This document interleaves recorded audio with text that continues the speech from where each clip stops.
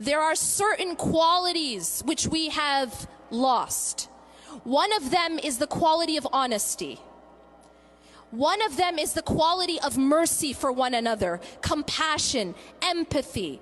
We've lost these qualities that make a person have that beautiful, beautiful manners that the Prophet ﷺ said, إِنَّمَا بُعِثْتُ لِأُتَمِّمَ مَكَارِمَ الْأَخْلَاقِ. I have been sent to bring about, to perfect good manners.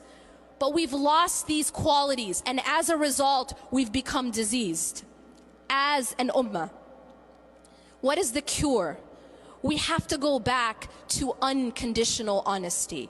If you're talking to your children, be honest. Don't think because they're children it's okay to lie to them. If you're talking to anyone, be honest.